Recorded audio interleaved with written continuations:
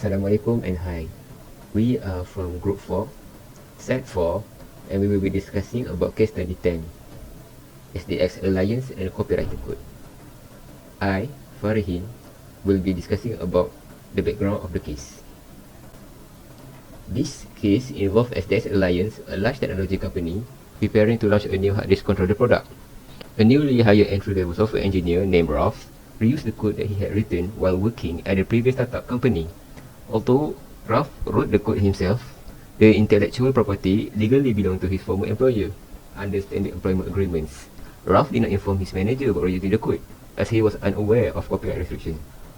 The reused code significantly improved the product performance and became deeply integrated into the system.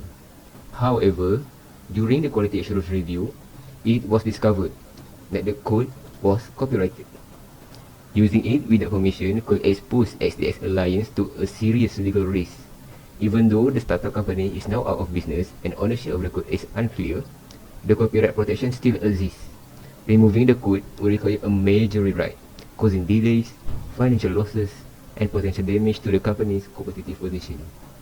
The main ethical issue is the violation of intellectual property rights.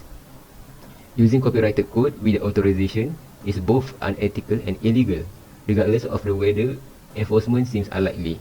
Ralph's failure to disclose the origin of the code also raises concern about his professional honesty and responsibility.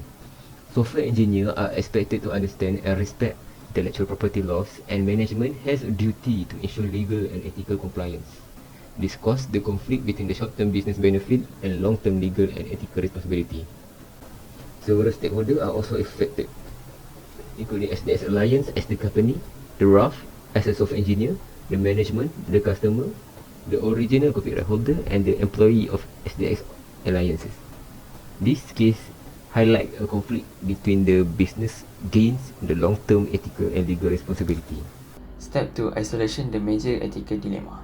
The main ethical dilemma faced by SDX Alliance is use of the copyright code that does not belong to the company. The company has two options. The first option is continue using the code, which allow fast product launch and provide a competitive advantage, but this clearly violate ethical principle and intellectual property law. The second option is to remove and rewrite the code, which may cause delay and financial loss but ensure illegal compliance and ethical responsibility.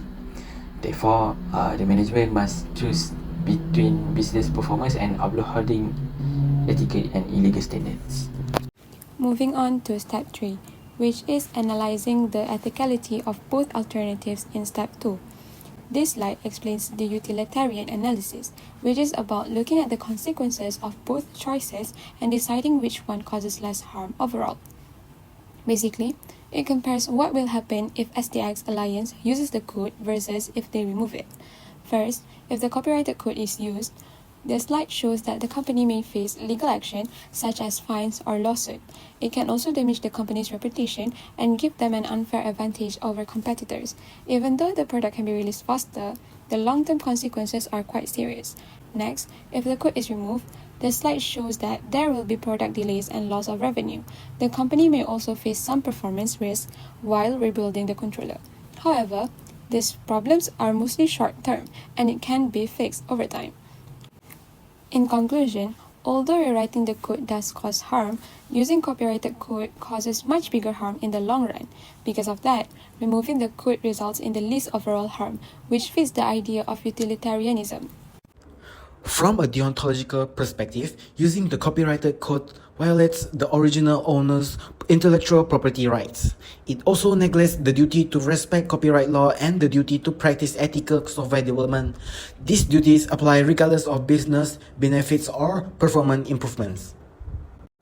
Based on Kant's categorical imperative, using the code treats the original owner unfairly and creates an unfair advantage. If everyone acted this way, the intellectual property rights system would collapse. Rewriting the code respects all parties equally. Last but not least, step 4. Make a defensible ethical decision with implementation steps. Ethical decision, which is final decision, is SDX Alliance should remove and rewrite the copyrighted code.